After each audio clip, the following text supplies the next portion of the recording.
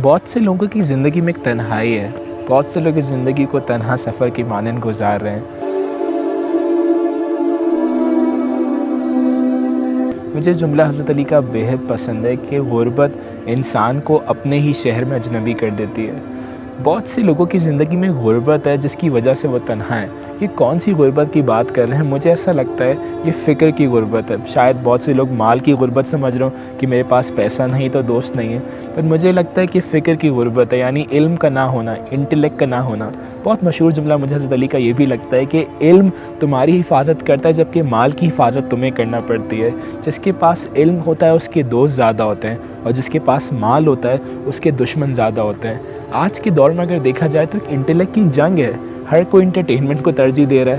لوگ بھول ہی گئے ہیں جیسے انٹلیکٹ کیا ہوتا ہے، وہ کتابوں کا پڑھنا، وہ انٹلیکچوئل محفل اس طرح نہیں ہے، جس کی وجہ سے غربت بہت زیادہ ہو گئی ہے معاشرے کے اندر۔ اور یہی وجہ ہے کہ لوگ تنہا ہیں۔ لوگ ایک دوسرے کے ساتھ زیادہ دیر بیٹھنا پسند نہیں کرتے کیونکہ ویلیو نہیں ہے کنورسیشن کے اندر۔ وہی ہنسی مذاق تھوڑی دیر تو اچھا لگتا ہے، پر تھوڑی دیر بعد خود بے چینی ہونے لگتی ہے کیونکہ ذہن کو انٹلیکٹ کی ضرورت ہے، کیونکہ مائنڈ کو ناولٹی چاہیے، اور جب وہ ناولٹی لوگوں کو نہیں ملتی، ایک جیسی باتیں نہیں ملتی، تو موبائل کی طرف ترجیح دیتے ہیں، وہ لوگوں کی طرف توجہ دینا پسند نہیں کرتے۔ رابرٹ کیوساکی بھی کہتا ہے انسان مال سے غریب نہیں ہوتا، انسان خیالات سے غریب ہوتا ہے۔ تو مجھے یہ بات سمجھ آئی، اگر آپ اس زندگی میں امیر ہونا چاہتے ہیں، یعنی زیادہ دوست رکھنا چاہتے ہیں، تو اپنے انٹلیکٹ کو بڑھائیے، اپنی ویلیو کو بڑھائیے۔ لوگ اس سے دوستی کرنا چاہتے ہیں جو ان کے بارے میں بتائے، ان کے بارے میں ان کے عیب بتائے، انہیں کنسٹرکٹیو فیڈ بیک دے، ان کو ویلیو دے۔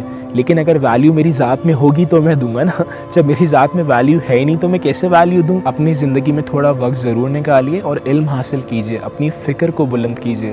جن کی فکر پست ہوتی ہے، ان کے خیالات پست ہوتے ہیں، ان کی زندگی میں بھی پستی ہوتی ہے اور دوست نہیں ہوتے۔ وطن میں رہ کے بھی غریب ہے وہ شخص جس کے وطن میں دوست نہیں ہے، اینڈ دوست اسی انسان کی نہیں ہوتے جس کے پاس دینے کے لیے کچھ نہیں۔ جس کے پاس مال ہوگا اس کے پاس تھوڑی دیر کے لیے تو بہت لوگ جمع ہو جاتے ہیں، لیکن جیسے ہی وہ مال ختم ہوتا ہے وہ دوست بھی اس کا ساتھ چھوڑ دیتے ہیں۔